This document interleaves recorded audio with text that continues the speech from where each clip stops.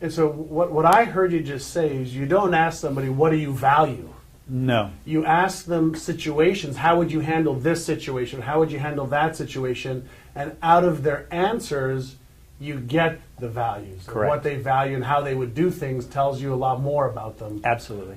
So if you're asking about, do you have a great work ethic? You probably wouldn't ask, do you have a great work ethic? Everybody's going to say yes. You'd say, share with me a time when you had a project due on time and you were behind the 8 ball. What happened? Right. Things like that? Yep, things like that. What we also look for instance, is communication. Can they really can they communicate well? As one of a belief system that we have, that you have to be able to communicate up and down. And so we say, give us a situation where, or what type of behaviors does a subordinate, when they exemplify those behaviors that drive you absolutely up the wall, that you just can't deal with. And a lot of those behaviors we'll find, it's like, oh, well, they don't turn things in on time. Okay, well, that means their value is that they really value making sure that things are timely, for instance. So there's things like that you can ask along the way.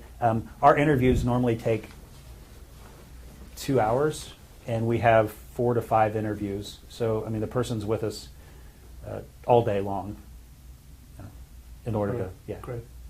Awesome. I've got some other questions. Thank you all for your questions. We've got about 20 or so minutes left, and I've got a few questions I've got to ask Stephen. One of them is around your own personal development. Okay. Now, I know the answer to this because we get together quite a bit in our own mastermind meetings.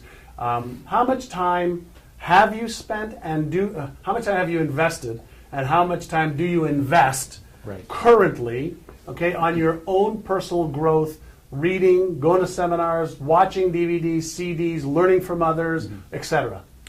What I tell my team, that goal setting for me is basically the number one reason that I feel like I've been able to get to accomplish my goals and to know where I'm going and to have a level of success in my life. By far, it's because it's the rudder to the ship.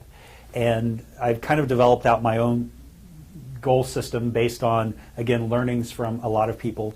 But my yearly goals I set, and I actually go away for 3 days to either, there's a place here around San Diego, and it's up in the mountains where you can literally get away. The air is crisp. You can start a fire. You get that fire smell, and I can sit down and I can really just kind of almost like vibe with nature and understand out of them. Forget all the material stuff. Even it's what do I want my life to stand for, and I focus on that. Right, it's my own value system, and then I can set goals based on that value system. And so I spend 3 days up front from there. Every Sunday.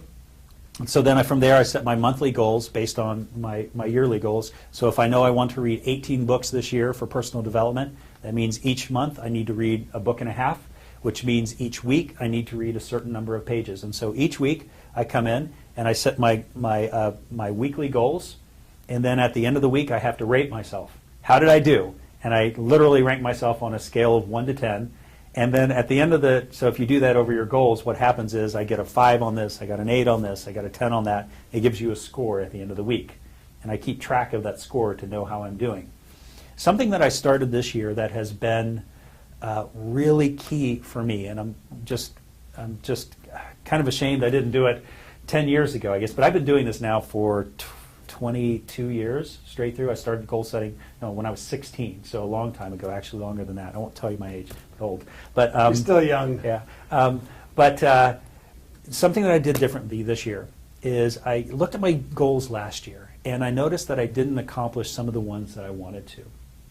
And I said, wow, I've got to really challenge myself this year. How do I do that? And I found a partner. His name is Mike. He's a good buddy of mine, and I've known him for about 12, 15 years. And he used to be in the military, and he's like hardcore military. And he's a really good friend, and I value his opinion. And so I contacted him, and I said, Mike, what I'd like to do is I would like you to be my accountability partner, and I want to meet with you once a month for a couple hours or even an hour, and we're going to walk through. here's what I said I was going to do, and then you hold me accountable to whether I got that done or not. And so I hold myself accountable a lot, and it's that ownership mentality. But when that extra someone else is holding you accountable, and someone that you really respect and honor, it takes things to an entirely different level, because you know, come next month, you're going to have to report in on how well you did, or why you messed up. Right. And the key that he had told me is, I said, I really wanted to do, I wanted to set aside 3 hours on Tuesday night, 6:30 to 9:30 to attend the Stephen Cox Personal Development University. And it's my own thing that I do, like I take a night class. And so this quarter I'm studying how to be a great public speaker. And I use, here's what I'll get if I accomplish the goal, and here's what it will cost me if I don't. And